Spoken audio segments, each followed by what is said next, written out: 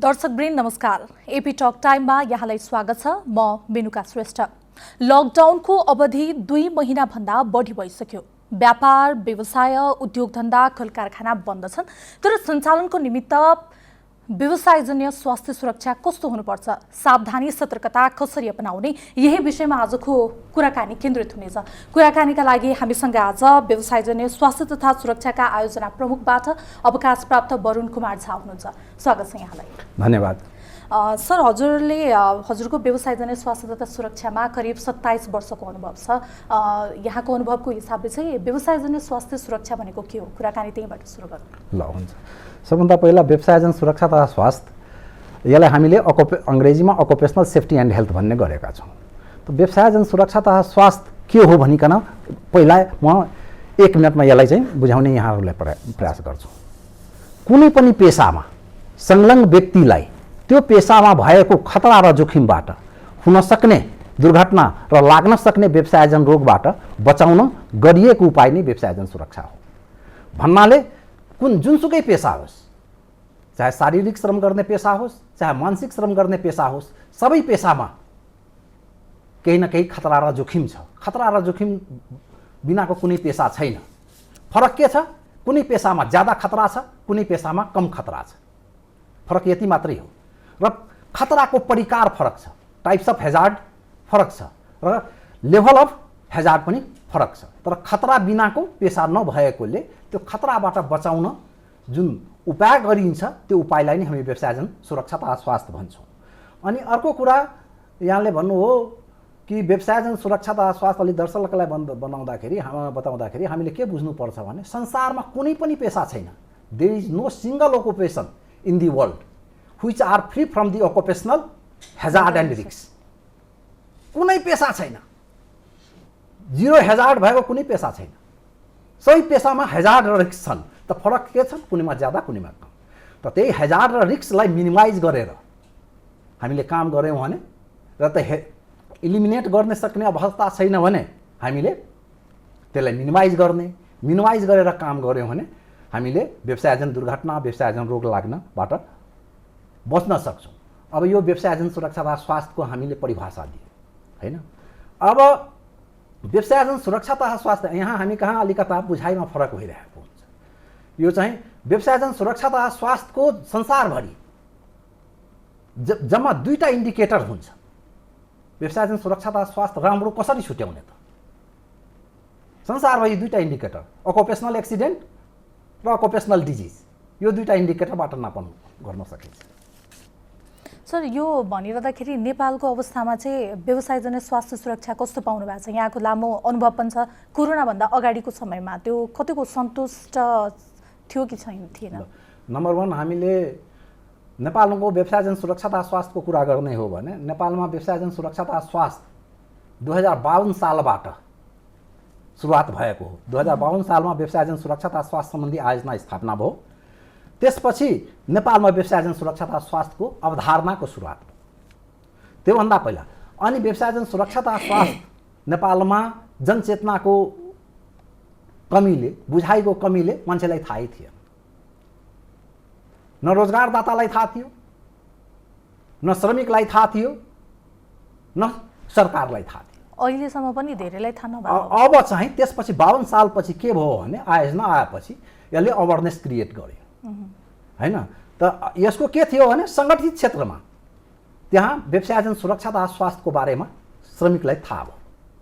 जति हुनुपर्ने त्यति त भएको छैन, तर सङ्गठित क्षेत्रमा भएको छ। रोजगारदातालाई पनि थोर बहुत भएको छ, धेरै भएको छैन। सरकारमा पनि थोर बहुत आएको छ। तर जति आउनुपर्ने व्यवसायजन्य सुरक्षा तथा स्वास्थ्यलाई जति प्रायोरिटी दिनुपर्ने त्यो दिएको छैन। अब यहाँ रोजगारदाताको कन्सेप्ट के छ? व्यवसायजन्य सुरक्षा तथा स्वास्थ्य भनेको खर्च हो, लागत हो। यो श्रमिकको लागि मात्रै हो, यो श्रमिकको फाइदा। त व्यवसायजन्य सुरक्षा श्रमिकलाई फाइदा हुने विषय मात्रै हो। त्यो बुझाइ चाहिँ रोजगारदाताको छ। सरकारको प्रायोरिटी बेग्लै छन्। सरकारको प्रायोरिटी इन्फ्रास्ट्रक्चर छ, खानेपानी छ, स्वास्थ्य छ, हैन? यतापट्टि अब सरकारले सस्टेनेबल डेभलपमेन्टको लागि ओएसएस इम्पोर्टेन्ट छ भनेर थाहा पाइँदैन। त्यो चाहिँ त्यो लेभलमा टप लेभलमा पनि त्यति अवेरनेस छैन। अब व्यवसायजन सुरक्षा तथा स्वास्थ्य यदि वास्तवमा वर्क प्लेसमा राम्रो भयो भने तीनटै पक्षलाई फाइदा हुन्छ। सबभन्दा पहिला फाइदा हुने पक्ष भने श्रमिक हुन्, दोस्रो रोजगारदाता हुन्, तेस्रो चाहिँ सरकार हुन्। त कसरी फाइदा हुन्छ तपाईले भन्नुहुन्छ भने, एक नम्बर, यदि कार्यस्थलमा व्यवसायजन सुरक्षा तथा स्वास्थ्यको अवस्था राम्रो भयो भने नम्बर 1 दुर्घटना हुँदैन। दुर्घटना भएन भने के हुन्छ? श्रमिक लामो अवधिसम्म रोजगारी गर्न पाए नि त, दोस्रो फाइदा हैन। दुर्घटना भएर अङ्गभङ्ग भएन, लामो अवधिसँग रोजगारी गर्न पायो, दोस्रो फाइदा। तेस्रो, कार्यस्थलको वातावरण यदि राम्रो छन् भने रोग लाग्दैन, व्यवसायजन रोग, आस्थमा हुँदैन, टिबी हुँदैन, त दीर्घरोगी हुनु परेन, तेस्रो फाइदा। चौथो, यदि कार्यस्थलको वातावरण राम्रो छैन भने दुर्घटनामा परेर मृत्यु हुँदैन। त चौथो चारवटा इम्पोर्टेन्ट फाइदा चाहिँ श्रमिकको लागि हुन्छ। अनि त्यस्तै म त्यसैमाली हैन जोड दिन्छु, रोजगारदातालाई के फाइदा हुन्छ हामीले बुझाउन नसकेको हो। रोजगारदातालाई दुईटा फाइदा हुन्छ, डाइरेक्ट बेनिफिट र इन्डाइरेक्ट बेनिफिट, जसलाई प्रत्यक्ष फाइदा के छ? रोजगारदाताको नम्बर 1, दुर्घटना भएन भने औषधि उपचार गराउनु परेन, त्यो फाइदा भयो। दुर्घटना अङ्गभङ्ग भएन भने क्षतिपूर्ति दिनु परेन, त्यो फाइदा भयो। दुर्घटनाको कारणले मसिन मर्मत गर्नु परेन, दुर्घटनामा त मसिन पनि टुटफुट हुन्छ नि, त त्यो फाइदा भयो। त प्रत्यक्ष नोक्सान फाइदामा तीनवटा हुन्छ। मेसिन कस्ट कम भएर जान्छ, मेन्टेनेन्स कस्ट, औषधि उपचारको खर्च कम भएर जान्छ, अर्को चाहिँ क्षतिपूर्तिको कस्ट कम भएर जान्छ खर्च। त यो म्यानेजमेन्टलाई डाइरेक्ट फाइदा भयो। इन्डाइरेक्ट फाइदा के हुन्छ? यदि दुर्घटना भएन भने जुन कामदार काम गरिरहेछ श्रमिक, त्यही श्रमिक लामो अवधिसम्म काम गर्छ भन्नाले नयाँ श्रमिक हायर त गर्नु परेन। हायर गर्नुभयो भने ट्रेनिङ कस्ट बढ्छ, ट्रेनिङ कस्ट त लागेन नि, रिड्युस ट्रेनिङ कस्ट एउटा पुरानै रहँदा अनुभवी श्रमिक होइन। अर्को, दुर्घटनाको कारणले जुन चाहिँ काम गर्ने समय खेर जान्छ नि, त्यो खेर गएन। जस्तो कुनै मान्छे कार्यस्थलमा दुर्घटना भयो होइन, त्यो मान्छेलाई बोकेर 3-4 जना मान्छे त लग्नुपर्छ नि त। एउटा मान्छेलाई मानिले 15 मिनट जान, 15 मिनट आउन भन्नाले 30 मिनट, त 4वटा मान्छे गयो ऊ स्वास्थ्य उपचार गराउन, उसलाई त एक घन्टा 120 मिनट भयो, 120 मिनट खेर गयो नि त। यदि दुर्घटना भएन भने रेस्क्यु गर्ने जरुरतै परेन, त दोस्रो फाइदा त्यो भयो। तेस्रो फाइदा, श्रमिक त्यहाँबाट क्विट गर्दैन। यदि कार्यस्थलको वातावरण राम्रो छ भने 2-4 पैसा तलब कम भए पनि श्रमिकले ओनरसिप लिन्छ, क्विट हुँदैन, लेबर डिस्प्युट हुँदैन। जब क्षतिपूर्तिको हकमा लेबर डिस्प्युट खुब भइरहेको छ, ल मान्छे मर्यो, श्रमिकले भन्छ 3 वर्षको पारिश्रमिक देऊ, लिएर जाऊ, म्यानेजमेन्टले भन्छ, रोजगार श्रमिकले भन्छ कहाँ 3 वर्षको, जवान मान्छे मरेछ 5 वर्ष देऊ, त्यसमा डिस्प्युट हुन्छ हैन। त्यसपछि तपाईले सोसाइटीमा राम्रो इम्प्रेसन जान्छ। त यी चाहिँ डाइरेक्ट इन्डाइरेक्ट बेनिफिट रोजगारदाताको हुन्छ। बाँकी अघि जुन भन्नुभयो श्रमिकलाई 4वटा फाइदा हुन्छ भनेर, त्योबाट पनि फेरि रोजगारदातालाई नै अप्रत्यक्ष रूपमा फाइदा पनि पुग्ने नै भयो। पयो नि त। अनि सरकारलाई के फाइदा हुन्छ भन्ने भन्नु सुन्नुहुन्छ? सरकारलाई फाइदा यसरी हुन्छ। नम्बर 1, जनताले, सरकारका जनताले बेटर क्वालिटी प्रोडक्ट र सर्भिस पाउँछ, नम्बर 1। दोस्रो फाइदा सरकारलाई के हुन्छ भने सोशल सिक्युरिटी, सामाजिक सुरक्षामा भार कम हुन्छ, बर्डन कम हुन्छ। तपाईलाई थाहा होला जुनसुकै वेलफेयर गभर्नमेन्टहरूले के गर्छ, कल्याणकारी सरकारले विकर सेक्सन अफ द सोसाइटीलाई केही न केही राहत दिन्छ। जस्तो अपाङ्गले अपाङ्ग भत्ता दिन्छ होइन र। त मानिलिउँ फ्याक्ट्रीबाट दुर्घटनामा मान्छे पर्यो 4 जना, अपाङ्ग, हात खुट्टा कट्यो भने त्यसले अपाङ्ग भत्ता दिनु पर्यो नि त। तर उनले दुर्घटनामा परेन भने त्यो अपाङ्ग भत्ताको पैसा त खर्च भएन नि सरकारले। त सोशल सिक्युरिटीको बर्डन कम भएर आउँछ। दोस्रो फाइदा सरकारलाई त्यो हो। पहिलो फाइदा गुड क्वालिटीको प्रोडक्ट र सर्भिस एभाइलेबल जनतालाई हुन्छ। दोस्रो सोशल सिक्युरिटीमा बर्डन कम हुन्छ। तेस्रो यसले सस्टेनेबल इकोनोमिक ग्रोथ दिन्छ। सस्टेनेबल ब्यालुन जस्तो होइन, सस्टेनेबल भनेको बिस्तारै बढ्छ। जस्तो हामीले जापानहरूको के भन्छौँ, सस्टेनेबल इकोनोमिक ग्रोथ हो। होइन। ब्यालुन जस्तो डेभलपमेन्ट भनेको के हो? फात्तै फुल ब्यालुन जस्तो फुक्का हुन्छ, अलिकता केही न केही अनस्टेबल भएपछि त्यो तल झार्छ। त सन्स्टेबल इकोनोमिक ग्रोथ हुन्छ। कसरी हुन्छ? त इन्डस्ट्री जुन खोलिरहेको छ त्यो बन्द हुँदैन। न त के हुन्छ, 5 वर्ष एउटा इन्डस्ट्री चल्यो, मार्केटमा कम्पिट गर्न सकेन, त्यो बन्द भयो, फेरि अर्को खोल्यो। त मार्केटमा कम्पिट हुनको लागि ओकुपेसनल सेफ्टी एन्ड हेल्थ राम्रो चाहिन्छ, किनकि प्रोडक्टिभिटी यसले बढाउँछ।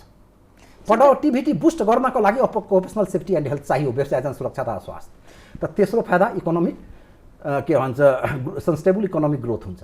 चौथो चाहिँ फाइदा यसले इन्डाइरेक्ट रूपले गुड गभर्नेन्स प्रमोसन गर्छ। यसले त सरकारलाई पनि 4वटा, त यो 4वटा फाइदा भएपछि त यसलाई 3टै पक्षले यसलाई प्रायोरिटी दिनुपर्छ। तर जति दिनुपर्ने प्रायोरिटी हो त्यति दिएको छैन। सर, यति धेरै फाइदाहरू तिनै पक्षलाई यति धेरै फाइदाहरू छ, तर हुँदाहुँदै पनि तपाईँले गभर्मेन्टले प्रायोरिटी दिएको छैन, रोजगारदाताले दिएको छैन भन्नुभयो। प्रायोरिटिजहरू चाहिँ के हुनुपर्ने हो, के हुनसक्छ? होइन, मैले प्रायोरिटी दिएको छैन भनेको छैन, जति दिनुपर्ने हो कम मात्रामा दिएको छ। होइन, जति दिनुपर्ने हो, जस्तो मैले भने प्रायोरिटी जस्तो जति दिनुपर्ने हो। अब नम्बर 1 हामी कहाँ गभर्मेन्टको चाहिँ के प्रायोरिटी छन्, कसरी गभर्मेन्टले प्रायोरिटी दिने हो भने, नम्बर 1 गभर्मेन्टले व्यवसायजन सुरक्षा तथा स्वास्थ्य सम्बन्धी अहिले जस्तो भयो भने ऐन नियम बनाइदिने काम गभर्मेन्टको हो। नम्बर 2 गभर्मेन्टको काम के हो? स्ट्यान्डर्ड ओएसएस सम्बन्धी स्ट्यान्डर्डहरू बनाइदिने काम हो, गभर्मेन्टको हो। पोलिसी बनाउने काम गभर्मेन्टको हो। क्यापेसिटी बिल्डिङ गर्ने काम गभर्मेन्टको हो, सबैको, आफ्नो कर्मचारीको, श्रमिकको र रोजगारदाताको, किनकि उनीहरूले यसमा सुरुमा लगानी गर्दैन। क्यापेसिटी बिल्डिङ गर्ने काम रोजगारदाता गभर्मेन्टको हो। रिसर्च एन्ड डेभलपमेन्ट गर्ने काम गभर्मेन्टको हो यो सेक्टरमा। त्यसपछि यो के भन्छ रिसर्च एन्ड डेभलपमेन्ट र स्ट्रङ इन्स्पेक्सन मेकानिजम एस्टाब्लिस गर्ने काम चाहिँ गभर्मेन्टकै हो। तर हामी कहाँ इन्स्पेक्सन मेकानिजम स्ट्रङ छैन। श्रम कार्यालय छन्, त्यही श्रम कार्यालय सबै काम गर्छ। लेबर डिस्प्युट उसैले गर्छ, सेटलमेन्ट उसैले, ट्रेड युनियन दर्ता नवीकरण उसैले गर्छ, बाल श्रम निरीक्षण उसैले गर्छ। जम्माजम्मी 11वटा श्रम कार्यालय छ। 11वटा मध्ये 6वटा श्रम कार्यालयले विदेशी रोजगारको काम पनि गर्छ। त त्यसले गर्दा कसरी उसले श्रम कार्यालयमा जनशक्तिको कमी छ, ऊ कसरी चाहिँ व्यवसायजन सुरक्षा तथा स्वास्थ्यमा उसले इन्स्पेक्सन गर्छ त भन्नुहोस् त। त्यसले गर्दा गभर्मेन्टको काम यी मेकानिजम जति भने नि त्यो। अब रोजगारदाताको काम के हो? सेफर वर्क प्लेस बनाउन के गर्नुपर्छ त भन्नाले उसले सेफ्टी म्यानेजमेन्ट अपनाउनुपर्छ, होइन? सेफ्टी म्यानेजमेन्ट प्र्याक्टिस गर्नुपर्छ। ओएसएस म्यानेजमेन्ट प्र्याक्टिस उसले गर्छ। त भन्नाले 2टा टेक्निक्स उसले एडप्ट गर्नुपर्छ, सेफ्टी म्यानेजमेन्ट टेक्निक्स र सेफ्टी इन्जिनियरिङ टेक्निक्स भन्छ। सेफ्टी म्यानेजमेन्ट टेक्निक्सको लागि कामदार हायर गर्दाखेरि कामको प्रकृति अनुसार हायर गर्ने, होइन? कामदारलाई हायर गर्नेदेखि लिएर ट्रेनिङ, कामदारको सबभन्दा पहिला त उसले सरकारले बनाएको ऐन नियमको परिधिमा रहेर उसले आफ्नो ओएसएस पोलिसी बनाउने, उसले ओएसएस स्ट्यान्डर्ड्सहरू बनाउने, त्यसको लागि ओएसएस को यो व्यवस्थाहरू लागू गर्न ओएसएस स्ट्रक्चर बनाउने। ठुलो कम्पनी छ भने डाइरेक्टरबाट सुरु हुन्छ, सानो कम्पनी छ भने सेफ्टी इन्जिनियरबाट सुरु होला, र तल्लो निकाय चाहिँ के भन्छ? सेफ्टी कमिटी जान्छ। त यो चाहिँ ओएसएस इम्प्लिमेन्टेसन गर्ने स्ट्रक्चर बनाउने, त्यसपछि कामदार हायर गर्ने, त्यसपछि कामदारलाई प्लेसमेन्ट गर्ने, ट्रेनिङ गर्ने, रिवार्ड दिने, के भन्छ रिवार्ड दिने, पनिसमेन्ट गर्ने, एक्सिडेन्ट इन्भेस्टिगेसन गर्ने आफ्नो कारखानामा। तर हामी कहाँ एक्सिडेन्ट इन्भेस्टिगेसन गर्दैन। सर, यही कुरा आइरहँदाखेरि अहिले त झन् एउटा महामारी नै छ, कोरोना कहर चलिरहेछ। यस्तो बेलामा चाहिँ व्यवसायजन्य स्वास्थ्य सुरक्षा तपाईँले कस्तो पाउनु भएको छ? कस्तो हुनुपर्ने हो? पहिलाभन्दा बेग्लै त पक्कै पनि हुनुपर्ने जस्तो देखियो। अब हेर्नुहोस्, अब यहाँ व्यवसायजन कोरोना महामारीको सन्दर्भमा अब व्यवसायजन त यहाँ यसलाई अब व्यवसायजन त आफ्नो एउटा पार्ट भयो। अब महामारीको उद्योग, अब कोरोना भनौँ या कोभिड-19 को सन्दर्भमा पहिला जतिसुकै राम्रो व्यवसायजन सुरक्षा तथा स्वास्थ्यको अवस्था भएको कुनै उद्योग प्रतिष्ठान छ भने त्यही अवस्थाबाट सञ्चालन गर्न अहिले सक्दैन। त यसको लागि व्यवसायजन सुरक्षा तथा स्वास्थ्य पहिलाको अवस्थाभन्दा अहिले चाहिँ त्यसमा महामारी कोभिडबाट बच्ने उपायहरूको अवलम्बन गर्नुपर्ने हुन्छ। त कोभिडबाट बच्ने उपाय सबभन्दा पहिले अब यो अवस्थामा रोजगारदाताले कसरी उद्योग सञ्चालन गर्ने भनिकन त सबभन्दा पहिला आफ्नो श्रमिकलाई उसले मान्छे यहाँ त बुझाइ छैन नि, कोभिड-19 भनेको के हो बुझेकै छैन। धेरै बुझेर पनि बर्बाद भएको छ, नबुझेर पनि बर्बाद भएको छ। त कोभिड-19 को बारेमा आफ्नो श्रमिकलाई जानकारी गराउने नम्बर 1। त कोभिड-19 के हो त? कोभिड-19 यो श्वास प्रश्वासबाट लाग्ने संक्रमण रोग हो, होइन? श्वास प्रश्वासबाट हुन्छ। त यो कसरी सर्छ? हामी छ्याउ गर्छौँ, हामी चाहिँ खोकी गर्छौँ, हामी बोल्छौँ, त हाम्रो निक्लिने थुक भयो, र्याल भयो, यिनीहरूबाट मान्छेमा सर्छ। त त्यो हामी श्रमिकलाई जानकारी गराउनु पर्ने दायित्व हुन्छ। त नम्बर 1 कोभिडवाले जानकारी गराउने यो हो, होइन? कसरी सर्छ न त यहाँ त के हुन्छ, अङ्गालोमा हात लगाएर हात मिलाएर हिँड्छन् नि त, होइन? त नम्बर 2 कोभिडबाट जानकारी गराइसके यो कोभिड हो। अनि कोभिडको अवस्थाबारे पनि जानकारी श्रमिकलाई गराउनुपर्छ रोजगारदाताले। कोभिडको 4वटा अवस्था हुन्छ जसलाई हामी 4 चरण भन्छौँ। नम्बर 1 चरण, कोही मान्छे कोही विदेशबाट आएको छ या एक ठाउँबाट अर्को ठाउँमा गएको छ भनौँ, उसले ट्राभल गर्छ भने त्यसलाई आयातित इम्पोर्टेड सङ्क्रमण भन्छन्। आयातित भयो। त त्यस्तो व्यक्तिलाई यदि सङ्क्रमण लागेको छ भने, कोही ट्राभल गरेको छ भने त्यसलाई आयातित सङ्क्रमण भन्छ। एउटा त्यो हो। त्यसले गर्दा अनावश्यक ट्राभल नगर्न भन्ने त्योबाट मेसेज जान्छ, होइन? दोस्रो सङ्क्रमण के भन्छ भने हामीले दोस्रो चरणको सङ्क्रमणको कुरा गर्दाखेरि हाम्रो दोस्रो सङ्क्रमणमा आउँछ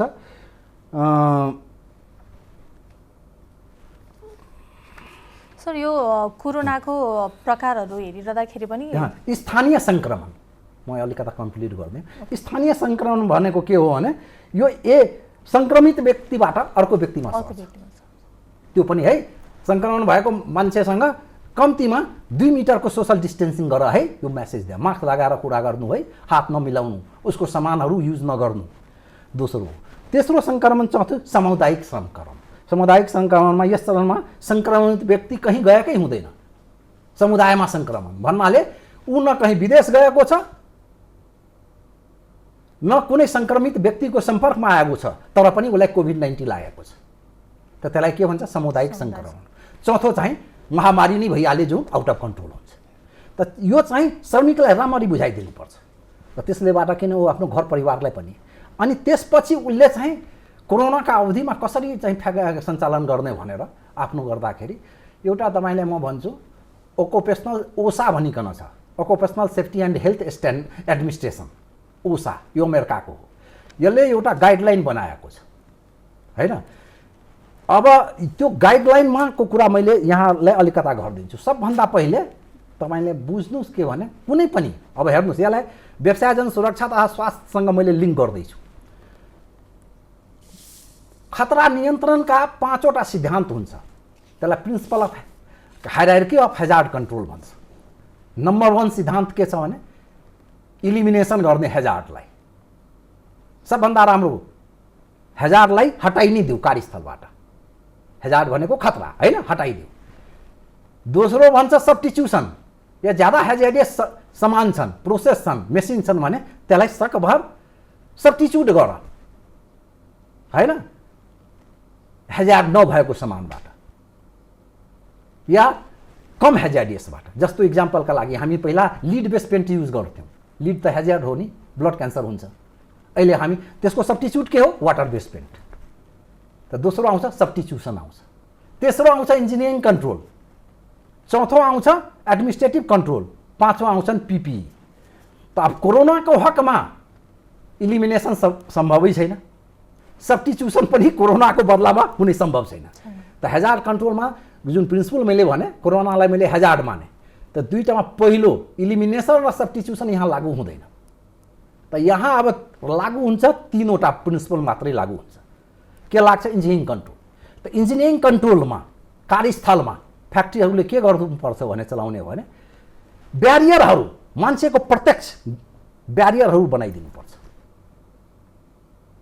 जस्तो अहिले तपाईँ मेरो कुरा भइरहेको छ, यहाँ फाइबर ब्यारियर हालिदिए हुन्थ्यो नि त। त्यसलाई ब्यारियर आइसोलेट गर्ने आफ्नो श्रमिकलाई, त्यो इन्जिनियरिङ कन्ट्रोलमा आयो। ब्यारियर बनाइदिने होइन। अहिले नै फाइबर सहित तपाईँको र मेरो बिचमा तपाईँले सुन्नु होला युरोपतिर के होटल रेस्टुरेन्टमा पनि ब्यारियर युज गरिरहेछ, फाइबरहरू लगाएर रेस्टुरेन्टतिर। त्यसलाई आइसो त्यो इन्जिनियरिङ कन्ट्रोलमा आउँछ होइन।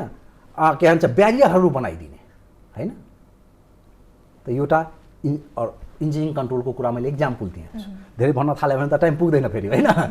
त दोस्रो एडमिनिस्ट्रेटिभ कन्ट्रोलको कुरा गरेँ। कोभिडमा कसरी गर्ने, व्यवस्थापकले सोसल डिस्टेन्स मेन्टेन गर्नको लागि कमसे कम मान्छेबाट उद्योग सञ्चालन गर्नुपर्छ। त्यसको लागि उसले रिएस्ट्रिक्सन गर्नुपर्छ। सोसल डिस्टेन्स मेन्टेनिङ कसरी गर्ने? अब यहाँ त मान्छे 1 मिटर भन्छ, तर मैले ओसाको स्ट्यान्डर्ड फलो गर्ने हो भने 2 मिटर भन्छ। ओसा ओकुपेसनल सेफ्टी एन्ड हेल्थ एडमिनिस्ट्रेसन, उसले 2 मिटर भन्छ। त 2 मिटर सोसल डिस्टेन्स कसरी गर्ने? त्यसले अब त्यसको लागि मान्छेको सङ्ख्या कटौती गर्नुपर्ने हुन्छ। त त्यो चाहिँ के भन्छ भने एडमिनिस्ट्रेटिभ कन्ट्रोलमा सोसल डिस्टेन्स मेन्टेन गर्ने लगाउने, वर्कर्सलाई ट्रेनिङ दिने होइन। के भन्छ सेनिटाइजरहरूको प्रयोग बारे जानकारी दिने ट्रेनिङमा, हात धुने कसरी त्यो बारे मतलब ट्रेनिङ दिने भनौँ न। कोभिड बारे ट्रेनिङ दिने अनि व्यक्तिगत सरसफाइ बारे ट्रेनिङ दिने सबै एडमिनिस्ट्रेटिभ कन्ट्रोलमा आयो। दोस्रो भयो। तेस्रो युज अफ पिपिई भनेको पर्सनल प्रोटेक्टिभ इक्विपमेन्ट। त्यसमा रोजगारदाताले काम मास्क दिनुपर्ने हुन्छ, गगल्स दिनुपर्ने हुन्छ, फेस सिल्ड दिनुपर्ने हुन्छ, एप्रोन दिनुपर्ने हुन्छ, ग्लोभ्सहरू कामको प्रकृति अनुसार। त यो चाहिँ एडमिनिस्ट्रेटिभ पिपी 3वटा जुन भने हेजार्ड कन्ट्रोलको कोभिड कन्ट्रोलको लागि उसले पनि ओसाले पनि 3वटा मात्रै के भन्छ रिकमेन्ड गरेको छ। इन्जिनियरिङ कन्ट्रोल, एडमिनिस्ट्रेटिभ कन्ट्रोल र युज अफ पिपिई। इन्जिनियरिङ कन्ट्रोलमा भने आइसोलेट गर्ने वर्कर्सलाई कोभिडबाट, एडमिनिस्ट्रेटिभ कन्ट्रोलमा भने भिडभाड हुन नदिने, कोही पब्लिक सर्भिस दिने काउन्टरहरू छन् भने काउन्टरकै डिस्टेन्स बढाइदिने कि उहीँबाट घेरिदिने। एडमिनिस्ट्रेटिभ कन्ट्रोल चौथो पिपिई, तेस्रो पिपिई। यसको माध्यमबाट यदि गऱ्यो भने, सञ्चालन गऱ्यो भने कोभिडमा पनि कारखानाहरू सञ्चालन गर्न सकिन्छ। अनि अर्को कुरा म भनिदिन्छु, म्यानेजमेन्टले यसमा चाहिँ भाइटल रोल यसमा म्यानेजमेन्टको हुन्छ। जस्तो भने म्यानेजमेन्टको के भन्छ भने नम्बर 1 कोभिड अलिकता पनि शङ्का लागेको छन् भने ज्वरो चेक गर्ने, कर्मचारीलाई के भन्छ बिदामा बसाउने, उसको हेल्थ चेकअप गर्ने महामारी नफैलियोस् भनेर। जस्तो भने थर्मल गनहरूबाट लिने यी कुराहरू भयो होइन। त यी कुराहरू गऱ्यो भने हामीले उद्योगहरू, तर त्यसमा भने नि यसमा चाहिँ अलिकता इन्भेस्टमेन्ट त गर्नै पर्ने हुन्छ। त इन्भेस्टमेन्ट नगरिकन हामीले त्यही भन्यो, ओएसएसमा इन्भेस्टमेन्ट हो, एक्सपेन्डिचर होइन। एक्सपेन्डिचरले रिटर्न दिन्छ दिँदैन। तपाईँले एउटा सर्ट किन्नुभयो 1000 रुपैयाँमा, त्यो के भयो? एक्सपेन्डिचर भयो। इन्भेस्टमेन्ट गर्यो भने पछि त्यसको रिटर्न हो। त ओएसएसमा जुन तपाईँले एक्सपेन्ड गर्नुहुन्छ त्यो एक्सपेन्डिचर होइन, त्यो इन्भेस्टमेन्ट हो। त always good investment gives return होइन र। त यो राम्रो रिटर्न दिने हो। सर, यो लकडाउनको अवधि चाहिँ हाम्रो देशमा 73 दिनभन्दा बढी भइसक्यो। यो समयमा व्यापार व्यवसाय सबै नै बन्द छन्। हुन त अब 10 दिन अझै पनि समयसीमा त बाँकी नै छ, त्यो बेलामा लकडाउनको मोडालिटी पनि चेन्ज होला। तर यो लकडाउनको समयमा चाहिँ तपाईँले यो उपायहरू पनि दिनुभयो होइन। अब चाहिँ व्यवसाय वा सरकार पनि कसरी जानुपर्छ व्यवसाय खोल्नको लागि? किनकि सधैँ व्यवसाय बन्द गरिरहँदाखेरि त त्यो एक किसिमले त्यसले नोक्सान नै पुर्याउँछ होइन व्यापार व्यवसायको क्षेत्रमा पनि। तर यी सबै कुराहरूलाई यो हेल्थ सेक्युरिटी ध्यान दिँदै कसरी सञ्चालन गर्न सकिन्छ? अब हेर्नुहोस् है, यहाँ मान्छेले सबै भन्छन् नि, तर हामीले अरू देशको नक्कल गर्नुभन्दा पनि हामीले आफ्नो वास्तविकता हेर्नुपर्छ। हाम्रो हेल्थ फेसिलिटी बहुत कमजोर छ, हामी सबै रियलाइज गरिरहेका छौँ होइन। अहिले भनौँ न इन्डियाबाट मान्छेहरू जुन आइरहेको छ त्यसलाई हामीलाई क्वारेन्टाइनमा राख्न गाह्रो भइरहेको छ। त्यस्तो अवस्थामा क्वारेन्टाइनमा राख्न चाहिँ गाह्रो भइरहेको छ। हामीसँग आइसोलेसन बेड बहुत कम छन् हैन। त त्यस्तो अवस्थामा वात्तै हामीले लकडाउन खुक्लो गर्यो भने त हामी एकदम महामारीमा जान्छौँ। यसमा दुई मत छैन, किनकि हाम्रो हेल्थ फेसिलिटी हामी क्वारेन्टाइनमा राख्न सक्ने अवस्था छैन। क्वारेन्टाइनबाटै संक्रमण सर्ला भन्ने डर छ। त त्यस्तो अवस्थामा वात्तै लकडाउन हामीले खोल्न सक्ने अवस्था छैन, मेरो यसमा प्रष्ट धारणा छ। तर त हामीले यो कसरी जाने त? पहिला हाम्रो अब अरू देशहरूको अवस्था जस्तो इटलीको त्यसरी त्यत्रो राम्रो स्वास्थ्य फेसिलिटी हुँदा इटलीको संसारमा हेल्थ फेसिलिटी हेल्थ सुविधा राम्रो मानिन्छ हैन। त्यस्तो हुँदा पनि त त्यहाँ महामारीको रूप लिएको थियो हैन, तर कन्ट्रोल गरे। अब उनीहरूको जस्तो भने हामीले सिधै रेस्टुरेन्ट खोलिदिन्छौँ र त्यहाँ आइसोलेसन छैन भने हुन्छ त? हामीले पार्ट वाइज हैन र तीनवटा प्रिन्सिपल जो मैले भने त्यो तीनवटा प्रिन्सिपल लागू गरेर मात्रै उद्योग व्यवसाय सञ्चालन दिनुपर्छ। नम्बर 1 इन्जिनियरिङ कन्ट्रोल गर्न सक्छ भने सक्छ, सक्दैन भने सञ्चालन नगर्ने। एडमिनिस्ट्रेटिभ कन्ट्रोल PPE, यो तीनवटा अप्सन बाहेक चौथो अप्सनबाट सिधै खोलिदिनु भयो भने हामीले बिना क्वारेन्टाइनकै जनता मर्छ हाम्रो। भनेपछि तपाईँले लकडाउनको विकल्प भन्दा पनि चाहिँ खोल्दाखेरि पनि यी 3 कुरामा ध्यान दिएर एकदम कसरी महामारीबाट श्रमिकलाई कसरी बचाउने, जनतालाई कसरी बचाउने, त्यो तीनवटा जुन मैले प्रिन्सिपल भने हैन। महामारी बुझ्नुस्, कोभिड-19 लाई बुझ्नुस्, हेजार्ड कन्ट्रोलको 5वटा प्रिन्सिपल बताए। त्यो 5वटा प्रिन्सिपल मध्ये 3वटा प्रिन्सिपल मात्रै लाग्छ यहाँ। इन्जिनियरिङ कन्ट्रोल, एडमिनिस्ट्रेटिभ कन्ट्रोल भनेको म्यानेजमेन्ट कन्ट्रोल हो।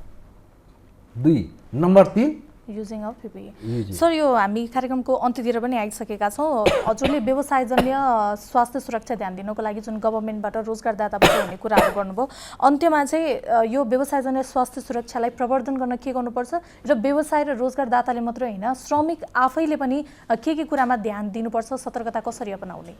नम्बर 1 त व्यवसायजन्य सुरक्षा र स्वास्थ्यको प्रवर्धनको लागि तीनटै पक्षको दायित्व मैले अघि पनि भने हैन। सरकारको दायित्व चाहिँ छोटकरीमा भन्दाखेरि ऐन नियम बनाउने, OSS सम्बन्धी स्ट्यान्डर्ड बनाउने, OSS त्यो स्ट्यान्डर्डहरूको स्ट्रङ मोनिटरिङ सिस्टम बनाउने, निरीक्षण प्रणाली जसलाई नेपालीमा भनौँ। कार्यान्वयन त हामी आफैले नै गर्नु पर्यो। त्यो अनुगमन त उसैले गर्छ नि, कार्यान्वयन नभएको हैन। त्यो सरकारको त्यो निरीक्षण प्रणाली सरकारको हुनुपर्छ, क्यापेसिटी बिल्डिङ सरकारले गरिदिनुपर्छ, अवेरनेस क्रिएसन सरकारले। यहाँ त OSS बहुत बुझिरहेकै छैन सबै। क्यापेसिटी बिल्डिङ भनेकै अब त्यसमा अवेरनेस आइहाल्यो। रिसर्च डेभलपमेन्ट, एक्सिडेन्ट इन्भेस्टिगेसन सरकारले गरिदिनुपर्छ। रोजगारदाताले कसरी सेफर वर्क प्लेस बनाउने, त्यो दायित्व रोजगारदाता के बुझ्नुपर्छ भने OSS राम्रो रिटर्न दिन्छ, जापानको स्विडेनबाट लेसन लिनुपर्छ। प्रोडक्टिभिटी बढाउनको लागि के भन्छ, खाली प्रोडक्टिभिटी बढाउनको लागि के भन्छ OSS लाई प्रवर्धन नगरिकन हुँदैन। त उसले के छ भने कार्यस्थलको वातावरण सुधार गर्नका लागि OSS म्यानेजमेन्ट सिस्टम लागू गर्ने। उसमा के छ, OSS म्यानेजमेन्ट सिस्टम भनेको कार्यस्थलको निर्माणदेखि कामको प्रकृति अनुसार कार्यस्थलको निर्माण गर्ने, मसिन औजार स्वस्थ र सुरक्षित सेफ मसिन औजारको प्रयोग गर्ने, कामको प्रकृति अनुसार वर्कर्स हायर गर्ने, त्यो म्यानेजमेन्टको दायित्व हो। वर्कर्सको दायित्व के हो भन्नाले म्यानेजमेन्टलाई OSS प्रवर्धन गर्न सहयोग गर्ने। जस्तो तपाईँ इक्जाम्पलका लागि म्यानेजमेन्टले कुनै OSS को प्रवर्धनको लागि मानिलिउँ तपाईँलाई के भन्छ मार्क्स दिएको छ हैन, 1 मिनट मार्क्स दिए, त्यसको सही रूपमा युज गरिदिने, त्यसलाई ड्यामेज नगर्ने, उसले ओनरसिप लिने होइन। OSS को डिसिप्लिन, सेफ्टी डिसिप्लिन मानेन भने म्यानेजमेन्टले यदि कारबाही गर्छन् भने युनियनले या वर्कर्सले सहयोग गर्नुपर्छ। होइन यो कारबाही गरे यसलाई चाहिँ, किनकि OSS भनेको दुईटैमा लागू हुन्छ। ओनरसिप लिनु पर्यो नि, होइन मैले मास्क लगाएर आएन मलाई कामबाट के भन्छ काम गर्न दिएन, त्यो भन्न पाएन। दुवै पक्षले कोअपरेट गर्नु पर्यो कार्यस्थलमा हैन त। यो भयो सरकारको भने यो भयो। अनि यसबाट भयो भने कार्यस्थलमा यसलाई मेन कुरा यसले प्रोडक्टिभिटी बढाउँछ भनिकन हामी बुझ्नुपर्छ। OSS लिङ्किङ विथ प्रोडक्टिभिटी बुझ्नु पर्यो। त यसको लागि मास लेभलमा हामीले अवेरनेस क्रिएट र यसको चाहिँ अवेरनेस क्रिएटमा पहिला अवेरनेस क्रिएट यो के हो बुझाउनु पर्यो र यसलाई कसरी प्रोडक्टिभिटीसँग लिङ्क गरिन्छ अरू देशहरूले। हामी अब एउटा इक्जाम्पल तपाईँलाई दिइदिन्छु। हामी एक्सिडेन्ट हुन्छौँ, पढ्छौँ, तर एक्सिडेन्टको इन्भेस्टिगेसन गर्छौँ हामी? सुन्नु भएको छ कुनै? एक्सिडेन्टको इन्भेस्टिगेसन हुनु पर्यो। एक्सिडेन्टको इन्भेस्टिगेसन भन्नाले हामी के बुझ्छौँ, कारबाही गर्न लागि मात्रै हो, त्यो होइन। एक्सिडेन्टको इन्भेस्टिगेसन गर्नु मतलब फ्युचर एक्सिडेन्ट रोक्नु हो, तर हामी गर्दैनौँ। के कारणले एक्सिडेन्ट भयो, कमी कमजोरी सबै आउँछ हैन। त त्यसले गर्दा एक्सिडेन्ट इन्भेस्टिगेसन पनि पार्ट हो, एउटा फ्रिक्वेन्टली भइराख्नुपर्छ एक्सिडेन्ट भयो भने फ्युचर एक्सिडेन्ट कन्ट्रोल गर्न। हजुर, हस् वरुणजी, यहाँलाई धेरै धेरै धन्यवाद समय र संवादका लागि। ल, तपाईँलाई पनि बहुत बहुत धन्यवाद। मलाई आफ्नो टिभीमा ओएसएस सम्बन्धी केही धारणाहरू राख्नको लागि जुन बोलाउनु भयो, मौका दिनुभयो, त्यसको लागि तपाईँलाई बहुत बहुत धन्यवाद। मैले जानेको बुझेको यो ओएसएस व्यवसाय सुरक्षा तथा स्वास्थ्यमा लामो अवधिसम्म काम गरेँ यो सेक्टरमा। अब त्यो आफूले जाने बुझेको कुराहरू तपाईँहरूसँग सेयर गर्न पाउँदा मलाई पनि खुसी लागेको छ। हजुर, धन्यवाद। दर्शकवृन्द, आज हामीले अकुपेसनल हेल्थ सेक्युरिटी सम्बन्धमा कुराकानी गऱ्यौँ। कसरी व्यवसायजन्य स्वास्थ्य सुरक्षामा ध्यान दिने, सतर्क कसरी रहने भनेर व्यवसायजन्य स्वास्थ्य तथा सुरक्षा आयोजना प्रमुखबाट अवकाश प्राप्त वरुण कुमार झासँग कुराकानी गऱ्यौँ। आजलाई यो श्रृङ्खला यहीँ सकिन्छ। AP1 हेर्दै गर्नुहोला। नमस्कार।